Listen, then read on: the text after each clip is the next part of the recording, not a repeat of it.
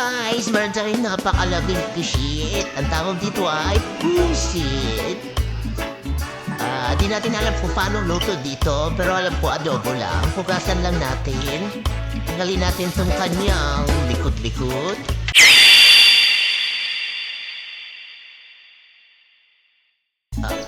For today's video ay magluluto tayo ng adobo pusit.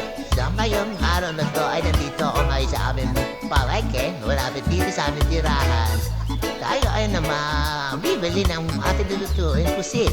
Ito, bibili na ako. Merong tampakol, danggit, dilis. Kaya nagbayad na tayo. 1 kilong pusit nga pala nang wala kayo binili natin.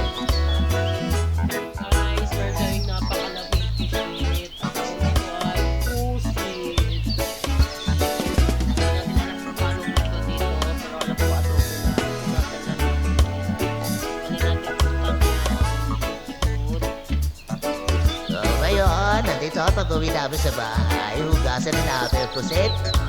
Naglalagay natin sa pressure cooker. Yan. Sabawan na namin yan. Tapos marami natin timplahan natin. Nalagay natin na pamintang bao. Pamintang durog. Yan. Tapos natapan natin. Yan ang bawang. Bawang, siyempre, pampabaw mo yan. Asin. Lagyan daw ka na asin. Isang rabing sa totoong buhay. So, eto na guys, malambot na. Ayan, yung kanina malaki po sa tayo, maliit na.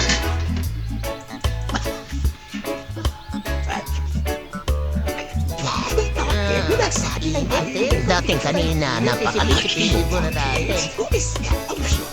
Balik ang bakit, tatuwarin ko lang.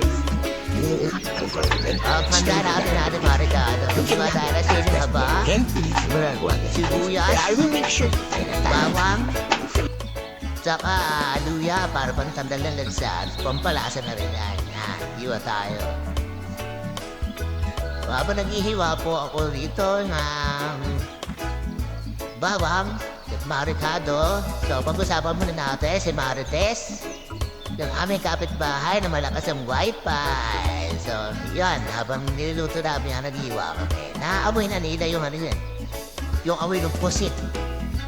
So, may abaya, may puputayan dito sa bahay at mambuburaot na naman. Pero joke lang, wala na pupunta dito sa bahay namin eh. Kami lang nandito. Baka kapitbahay namin, wala ako na pakailam yan. So, luya, nasa luya na tayo yan. Pinuhin natin, pinuhin. So, dati ihiwain yung pusit, hiwain na rin yan. Lalo ba init pa, kaya ayun, inipit ko muna, sinakal ko muna siya. Itim, diba? Nakakadiri tayo, pero napakasarap yan, mga guys.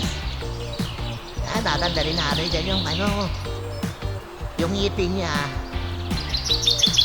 Kasi baka dating tayo. Tapos ito na nga pala, may iwan na namin siya na paliliit. So, ang itim niya, di ba? Yan ang negrong pusit. Pero napakasarap yan pagkatapos niya dito eh. Napawilit na kami ng kawali. Naglagay na kami ng... Ano ba yan? Luya. Ino na po na luya. So, sinunod na yung bawang. Yan, halo-haloin natin. Hintayin natin mga amoy. Sunod natin ang sibuyas. Halo-halo lang natin yan. Halo-halo. At lalagay na natin yung pusit na hiniwa natin. Yun, diba? Yan gari pala ginagabi sa seafood spaghetti, yung ata niya, napakasarap niya. Isa nasa ibang lugar, iniipon yung ata niya para pampalasa talaga. Binuburo. Kasalin natin itong pinagpakuluan niya, yung sariling katas. Ayan ang isasabaw natin. Halo-halo, halo-halo.